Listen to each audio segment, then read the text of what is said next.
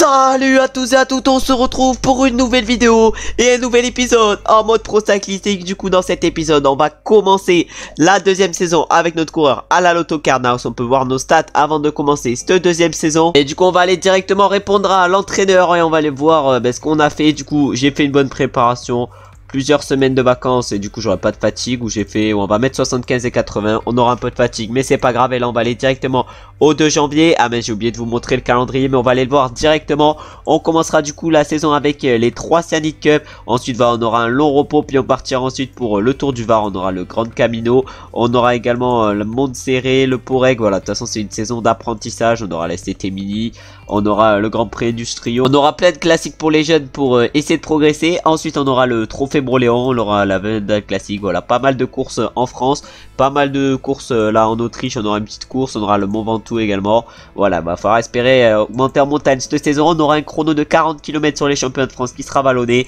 Sur le parcours des championnats de France, ça sera clairement tout plat. Et ensuite voilà on peut voir cette saison. Et du coup dans ce premier épisode, qu'est-ce qu'on va aller faire? On va aller faire ça, c'est sur les 3 cyanides. On ira faire je pense le Tour du Var et également le Grand Camino, et pourquoi pas Montserré et également Porec. Je pense qu'on va bien charbonner dans cette vidéo. Et maintenant on va aller préparer les entraînements pour cette saison et on va se retrouver une fois que c'est prêt. C'est bon, notre entraînement est fait pour cette saison. Du coup on va commencer avec une petite bonne forme pour la CT Mini classique internationale. Ça veut dire que ça va être notre premier objectif de la saison. Et le deuxième objectif ça sera pas les championnats de France, ça sera plutôt un Tour d'Occitanie et également une CIC Mont Ventoux, parce qu'on sera en pic de forme clairement à ce moment là. Pas en pic de forme, on sera entre 95 et 100% de forme.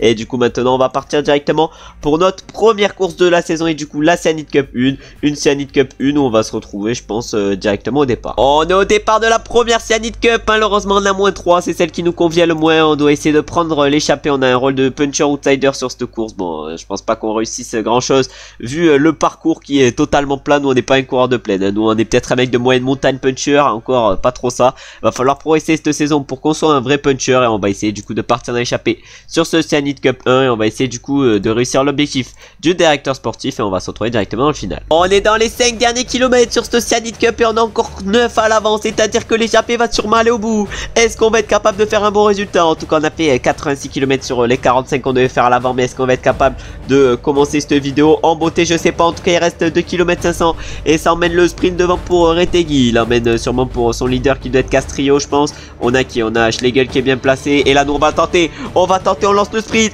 à plus d'1 km. Oh malheureusement on n'a pas de vitesse, on n'a pas de sprint, on n'a pas d'accel, et du coup on va aller faire un sprint catastrophique. Mais devant ça va être Lowland plutôt même qui va s'imposer sur cette première Cyanide Cup. Non même pas, c'est Maxime Urruti qui le saute sur la ligne, et Lowland excusez-moi, du coup il fait 2. Ensuite on a Castrillo qui fait 3, Berad 4, De Coq 5, et nous du coup on termine pas dernier du groupe vu qu'on termine 8ème, et on va se retrouver maintenant directement pour la deuxième Cyanide Cup. Mais on commence au moins bien cette deuxième saison avec un petit top 10. Après une première Cyanide Cup réussie, la deuxième nous attend et on a un -5 malheureusement sur cette deuxième Cyanide Cup. Encore un rôle de puncher outsider, on doit faire 40 km dans les 80 derniers kilomètres. Bon, un profil un peu similaire à la première Cyanide Cup, sauf que là on a encore une pire note.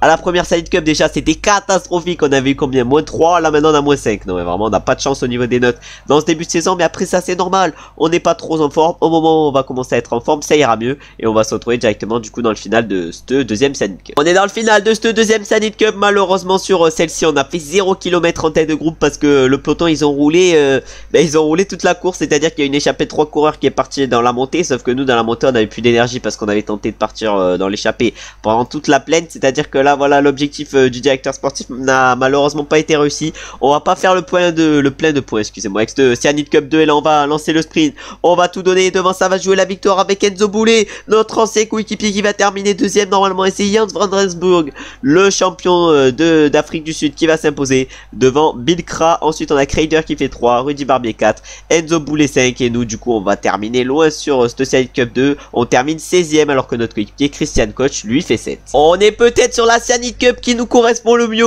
au niveau du parcours, mais malheureusement cette fois-ci on doit faire un travail d'équipier. 20 km en tête de groupe, on n'a pas un rôle de baroudeur, on va faire ce que nous demande le directeur sportif et on va voir ce qui se passe sur ce cours. On a réussi à prendre l'échappée avec notre coureur, et là on est au pied de la montée finale sur cette troisième Cyanide Cup, et nous on va la faire à fond excusez-moi cette montée finale. Mais là ça accélère le pied pour Jensen. Malheureusement on a le peloton qui est qu'à 1 minute de nous, mais nous je pense qu'avec Fort Cursor 85 la montée on peut la tenir entièrement, et du coup on a fait 23 km en plus de cela sur les 20 qu'on devait faire en tête de groupe. Et là maintenant, on va essayer de faire la meilleure montée possible. On est déjà plus que 8 dans ce groupe. Les moins forts sont en train de craquer. À nous là, on va faire tout faire à l'effort curseur. De toute façon, il reste encore 5 km. Le peloton, il est à 1 minute et quelques. En tout cas, derrière Igor Arieta qui a attaqué. Peut-être qu'il va revenir. Mais nous, il nous reste encore 4 km à tenir. Alors que là, Janssen craque. Ah là, il y a Janssen qui craque. Notre coéquipier Schrag, il est pas au mieux. Mais nous, on monte clairement à l'effort curseur. L'objectif, ça va être d'aller chercher les deux devant. C'est-à-dire Guégan et l'autre. Ah, Guégan, il est pas au mieux. Est-ce que Heidemann, il est bien? Heidemann, je pense qu'il est très bien, Heidemann. En tout cas, là, il a ralenti un peu. Ah, nous là, on va ralentir également. On va se mettre à effort curseur 85. On va tout donner jusqu'au sommet. Il reste encore 2 km 500 sur ce 3ème Scenic Cup. Est-ce qu'on est capable aujourd'hui d'aller chercher notre première victoire de la saison? Ah, Heidemann, je sais pas ce qu'il fout. En tout cas, il va peut-être un peu nous gêner. Mais là, il est encore bien le Heidemann. Il dandine un peu des épaules. Nous, il nous reste encore un peu de barre rouge. C'est peut-être sur ça qu'on peut le battre. En tout cas, derrière Igor Arieta, il n'est plus qu'à une trentaine de secondes. Mais il ne nous reprendra pas. Il ne nous rattrapera pas. Mais est-ce qu'on va gagner? Est-ce qu'on va gagner face à Heidemann? Ah, va falloir lancer le plus tard possible. Va falloir lancer le plus tard possible. On lance le plus tard possible. Et on va aller s'imposer sur ce 3ème Scenic Cup. Première victoire de la saison pour nous. Et c'est pour notre 3ème course et on s'impose du coup devant Miguel Heidemann. Et la 3ème place, elle va revenir à un coureur du peloton vu qu'elle va revenir à Igor Arieta devant Fortunato et Charming. Bon résultat sur ce Scenic Cup 3 et ça va nous rapporter la blende de points. Et du coup on peut voir les podiums de ce Scenic Cup où on s'est imposé du coup avec 8 secondes d'avance sur Heidemann et 26 secondes sur le groupe Arieta Fortunato. En tout cas très bonne course et très bon début de saison pour l'instant pour nous. Déjà une victoire et on empoche du coup 36 points avec cette victoire et en plus avec le travail effectué. Une étape excellente, même une course plutôt excellente. Et maintenant on va partir sur le Tour du Var avec une étape vallonnée et 2 étapes de moyenne montagne. L'objectif ça sera de bien gérer sur ces 3 étapes. On verra quel objectif nous fixe le directeur sportif, mais on va se retrouver du coup au départ de la première étape pour voir quels sont ses réels objectifs. On est sur notre première course par étape de la saison, c'est-à-dire le Tour du Var. On a une forme correcte et on a un beau petit plus sur cette première étape. On a un rôle d'équipier, mais après on n'allait pas avoir un rôle de leader vu l'adversité qu'il y a sur ce tour. On va directement du coup aller voir la start list, mais vous allez voir, vous allez être étonné. On aura du coup du Jonas Vingegaard. Non mais qu'est-ce qu'il fout là le mec? On aura du Simon Yates également. Qu'est-ce qu'il fout là? Guillaume Martin, vraiment des sacrés coureurs. On aura Lenny Martinez, on aura Marc Hirschi. Vraiment des machines de guerre qui nous ont envoyé sur ce tour face à nous. Heureusement, voilà, on n'est pas encore leader parce qu'on n'a pas les stats pour aller chercher, pour être leader justement. Avec un 70 moyenne montagne, excusez-moi, un Vingegaard qui a 80, Simon Yates qui a 82, bon, on peut pas trop rivaliser avec eux. Et du coup, sur cette étape, on va faire ce qui nous est demandé en travail d'équipier. On va se retrouver directement dans le final. On est dans les 4 derniers kilomètres sur cette première étape du Tour du Var. Bon, on s'est retrouvé dans les 4 derniers kilomètres, mais on n'a rien à jouer sur cette étape. En tout cas, on a réalisé le travail d'équipier vu qu'on a fait 36 km sur les 25 qu'on devait faire et ils m'ont mis équipier aujourd'hui alors que je suis limite le meilleur de l'équipe. C'est même pas je suis limite le meilleur de l'équipe, c'est que je suis le meilleur de l'équipe aujourd'hui. On va essayer du coup de faire un bon sprint, mais j'avais oublié de consommer le gel énergétique. Là, on est en train de se replacer. Le faufilement va peut-être nous aider dans ce final d'étape. En tout cas, on va tout donner. Malheureusement, notre axe elle est pas folle, notre sprint n'est pas fou, mais on va essayer quand même de faire une bonne course et pourquoi pas d'aller chercher un bon résultat, même s'il sera pas exceptionnel. Oh, peut-être que sur un malentendu. Peut-être que sur un malentendu. Oh non, mais Axel Laurent, mais c'est quoi cet escroc du Furtur? Oh, l'escroc du Turfu, il nous a bloqué comme un malade. Alors que devant Anton Charming s'impose devant Marc Hirschi, Leknessoun, Max Poulet, Simon Yates, Guillaume Martin termine 6 et le premier français. Et nous, malheureusement, on termine un peu plus loin, on termine 19ème. Mais on a au moins réalisé l'objectif d'équipier du jour. Après une première étape, on avait un rôle d'équipier, c'est la même sur la deuxième. Malheureusement, cette fois-ci, on a moins et pas un plus 1. On doit du coup faire 30 km en tête de groupe et on va se retrouver directement dans le final de cette deuxième étape en espérant avoir réussi l'objectif. 3 derniers kilomètres sur cette deuxième étape, on est toujours dans le peloton et malheureusement, on va rapidement se faire distancer. Du coup, on a fait 41 km sur les 30 qui nous étaient demandés aujourd'hui. C'est-à-dire qu'on a encore une fois fait l'objectif du directeur sportif, mais on va aller voir qui c'est qui va s'imposer à l'avant. Est-ce que ça va être Velasco ou Doubé? Velasco, il est monstrueux, il va aller chercher la victoire aujourd'hui sur cette étape. Simone Velasco qui s'impose en plus facilement devant son coéquipier. Non, excusez-moi, c'est pas son coéquipier, mais c'est Dion Smith qui va chercher la deuxième place pour l'Intermarché. Ensuite, on a Marc Hirschi qui finit 3ème, Axel Laurens 4ème et Kevin Vauquelin 5ème. Et nous, on termine 28ème sur cette deuxième étape avec encore l'objectif du directeur sportif réussi. Après 2 étapes en tant qu'équipier sur ce Tour du Var, la 3ème va être de même et on devra du coup faire 20 km en tête de groupe. On va faire encore une fois ce que nous demande le directeur sportif. On a un petit plus 1 aujourd'hui sur cette étape, mais voilà, c'est pas un profil trop pour nous et on va se retrouver, je pense, sur cette étape directement au pied de la montée finale parce que je pense qu'il peut se passer pas mal de choses et je pense qu'on peut peut-être être acteur au moins au pied de la montée finale parce qu'après dans la montée on sera face face à des Vingord et des Yates, ça va être compliqué de rivaliser. Bon, je parlais de se retrouver au moment d'être acteur, mais on n'a pas du tout été acteur sur cette troisième étape et c'est Jörg Ziegerman qui va s'imposer sur cette dernière étape, à moins qu'il se fasse doubler. Non mais Simon Yates c'était pas loin de lui chipper la victoire. Et ensuite on a Jonas Vingord qui pour sa course de rentrée va chercher la troisième place. Puis on a Guillaume Martin qui fait 4 et Nance Peter 6, oui Nance Peter 5 excusez-moi, voilà je me suis bien fail. Et du coup aujourd'hui on a fait 20 km sur les 20 qu'on devait faire en tête de groupe sur cette dernière étape du Tour du Var. Et on va directement aller voir les podiums de ce tour où malheureusement on n'aura pas pu être exceptionnel, mais vu l'adversité qu'il y avait, ça m'étonne pas. On commence avec le classement de cette dernière étape où du coup Zimmerman s'impose dans le même temps que Yates, puis après c'est à 6 secondes pour Vingord et c'est à plus de 15 secondes pour le reste. Après au classement général du coup Jörg Ziegerman remporte ce Tour du Var devant Simon Yates et Jonas Vingord, et après on a Marc Hirschi qui fait 4. Au classement du meilleur grimpeur là c'est Paul Lapera qui s'impose. Au classement par points c'est Marc Hirschi et au classement des jeunes c'est Kevin Vauquelin. Nous malheureusement on ne figure pas dans ce classement et de toute façon on n'a pas joué le général. Sur ce Tour du Var on a juste eu un rôle d'équipier. Du coup maintenant on met suivant et on remporte 7 points suite à cette dernière étape. Et maintenant du coup on va partir pour le Grand Camino, un tour de 4 étapes avec une étape de plaine, une étape un peu vallonnée, une étape de moyenne montagne et un chrono de 13 km vallonné qui pourrait pas mal nous correspondre. Et on va se retrouver du coup directement au départ de la première étape pour voir ce que le directeur sportif attend de nous. On est au départ de ce tour du Grand Camino et on a un rôle des leaders sur ce tour. Déjà on a pour objectif initial de terminer en top 3 du classement général final, c'est à dire qu'il va falloir être performant sur ce tour. On espère que l'adversité va pas être énorme, on va aller voir directement. Il y aura du Cepeda, du Tversners, voilà, des mecs pas mal, on aura du Igor Arieta également, mais ces mecs va falloir essayer de les battre et on va se retrouver déjà dans le final de cette première étape où notre coéquipier l'ours fait partie des plus gros favoris. On est dans les 5 derniers kilomètres sur cette première étape de ce tour du Grand Camino, une étape toute plate. On va voir ce qu'on est capable de faire. En tout cas nous l'objectif ça va être de faire le meilleur résultat possible, alors que devant c'est les Uno X qui sont en train d'amener avec Hansen. Ah ouais, Hansen il va amener Dresner, c'est nous l'objectif ça va être de faire le meilleur sprint possible. Il reste encore 2 km 2 km avant l'arrivée. On a toujours notre coéquipier Gessner qui nous protège. Bon, l'étape qu'on va faire risque pas d'être flamboyante, mais on va aller voir si notre coéquipier l'ours fait un bon résultat devant. J'ai pas l'impression qu'il est très en forme, mais il va aller chercher quand même un bon résultat, alors que tout devant ça va être August Jensen qui va s'imposer sur cette première étape devant Pellegrini. Notre coéquipier l'ours va chercher une excellente 3ème place et nous on termine 15ème sur cette première étape. Bon résultat convenable, mais après le profil ne nous convenait pas trop et on va voir maintenant si sur la deuxième étape l'objectif est différent. On est au départ de cette deuxième étape du Grand Camino et on a toujours le rôle du leader, pas d'objectif particulier sur cette deuxième étape et on va se retrouver directement au final. L'objectif ça va être de bien profiter de la côte finale. On va voir si on est capable de résister au meilleur et on va se retrouver du coup dans les 5 derniers kilomètres. On est dans les 5 derniers kilomètres sur cette deuxième étape. J'ai l'impression par contre que l'échappée va aller au bout aujourd'hui, mais nous si on arrive à aller chercher une place correcte ça sera pas mal. En tout cas là on consomme le gel énergétique, on n'a pas Jure qui est en train de nous protéger, mais là devant les 5 ils ont l'air très costauds. Il y a du Scoli, il y a des mecs pas mal, il y a des mecs vraiment pas mal devant, mais là changez-moi ça et là on va directement faire cette montée finale et l'objectif ça va être d'être avec les meilleurs des meilleurs. En tout cas il reste plus qu'un kilomètre 400 j'ai l'impression, on a 1 km 500, c'est l'échappée qui restait plus qu'un kilomètre 400. Nous on est en train de tout donner dans cette montée finale, 1 km 100, on donne tout ce qu'on a, on donne tout ce qu'on a, on a le faufilement qui nous aide bien, notre coéquipier pas jour et les cuits, mais est-ce que nous on va être capable de faire un bon résultat? Oh les échappés ils sont tous cuits, les échappés ils sont tous cuits, nous on va lancer le sprint à 300 mètres.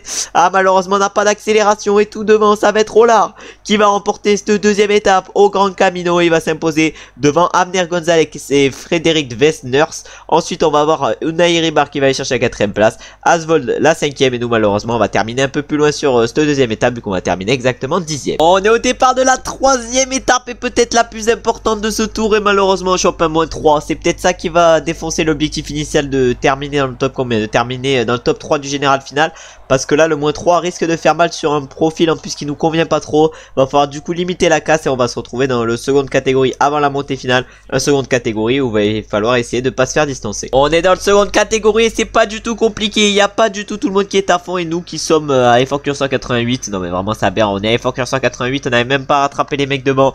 Bon on est vraiment pas dans une bonne forme aujourd'hui et le -3 va nous empêcher je pense d'aller chercher le top 3 du général final et même peut-être un top 10, je sais pas. En tout cas là on va essayer de se replacer. Ah mais là il va avoir un trou à partir de double, voilà c'est là où il va avoir un trou à partir de Elosegui.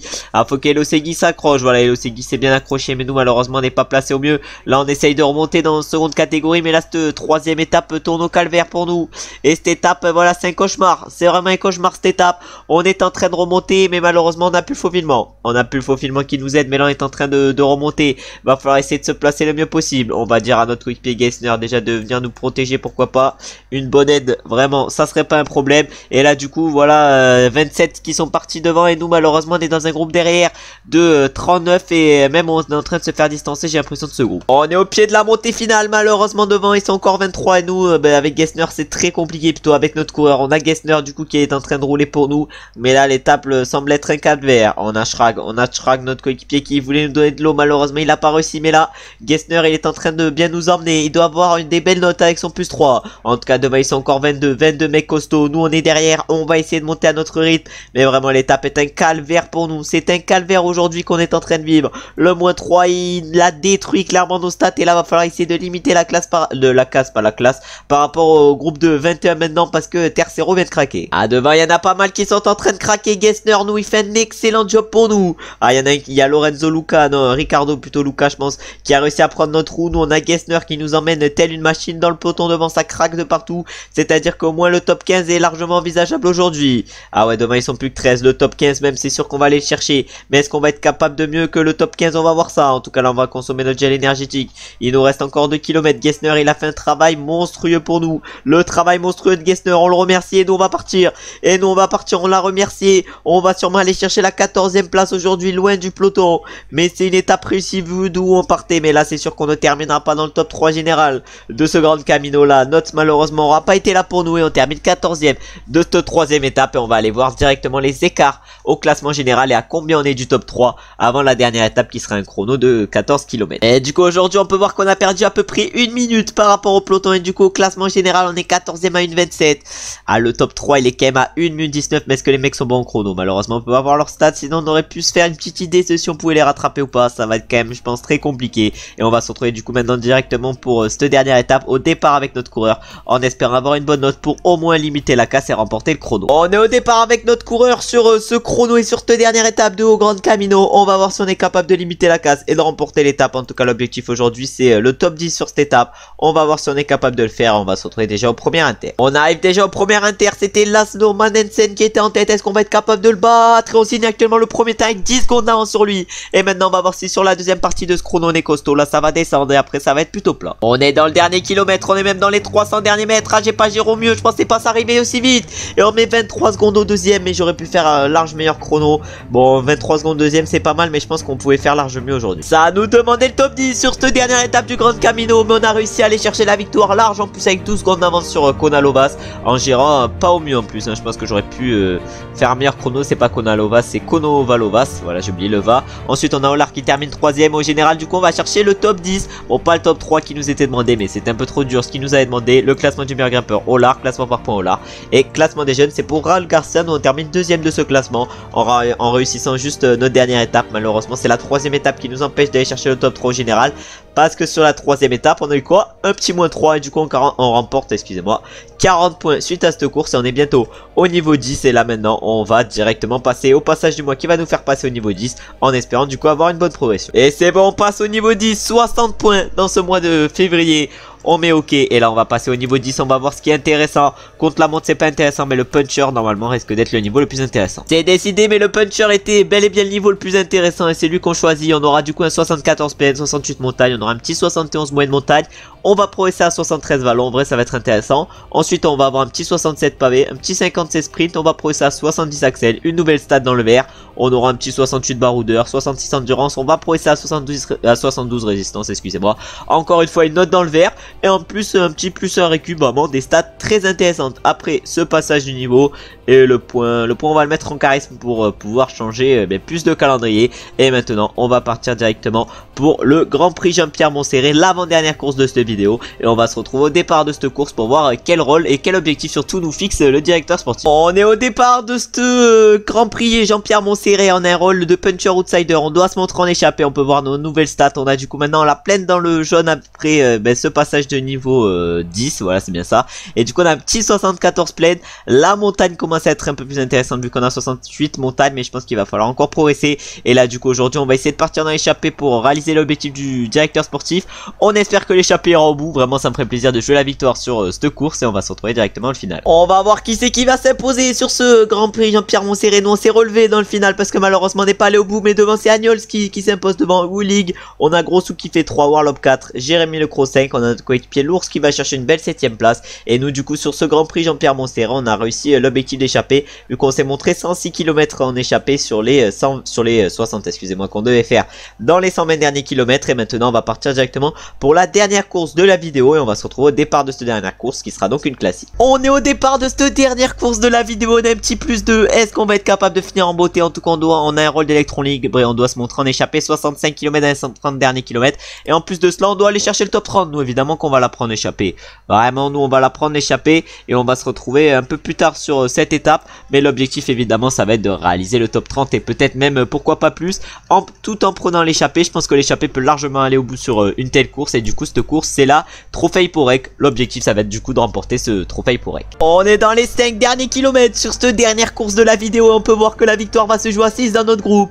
Derrière ça craque en plus, ça va se jouer qu'à 4 en fait la victoire. Ah mais nous on va attaquer, on a quoi perdre, on attaque à 4 km de l'arrivée. On a tenté malheureusement ça n'a pas trop fonctionné. Ah mince, le peloton il revient à une vitesse folle derrière. 39 secondes de retard pour le peloton. Ah non, on va consommer notre gel énergétique, 2 km 300. L'objectif c'était le top 30.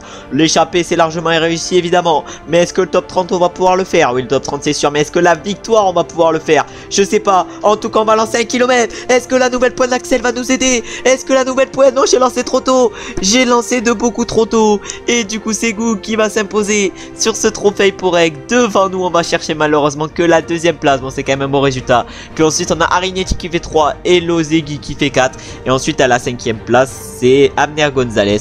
Bon un bon trophée Porek. Et on termine magnifiquement la vidéo avec une petite 2ème place. Un petit podium pour clôturer la vidéo. Vraiment on va pas se mentir, ça fait kiffer. Vraiment c'est pas mal. Et du coup maintenant on va aller voir directement les podiums où du coup Renan Goog s'est imposé sur cette course. Et au classement par équipe c'est notre équipe qui s'est imposée, Gaitec Scatel. Ça veut dire que nous avec la loto on a été pas mal aujourd'hui. Et du coup on empoche 60 points pour clôturer la vidéo. Vraiment 60 points c'est énorme. Et là on est déjà à la moitié du niveau 10. Non vraiment ça devient aberrant. En tout cas dans la prochaine vidéo on ira du coup poursuivre cette 2ème saison. Et on essaiera encore une fois de progresser. En tout cas je vous remercie d'avoir regardé la vidéo jusqu'à la fin. Si la vidéo vous a plu, vous savez ce que vous avez à faire, c'est-à-dire liker, commenter, mais surtout vous abonner, parce que là objectif 1000 abonnés le plus rapidement possible. Et maintenant j'espère également que vous avez passé une bonne journée. On se retrouve maintenant très bientôt pour une nouvelle vidéo et un nouvel épisode. Ciao ciao ciao.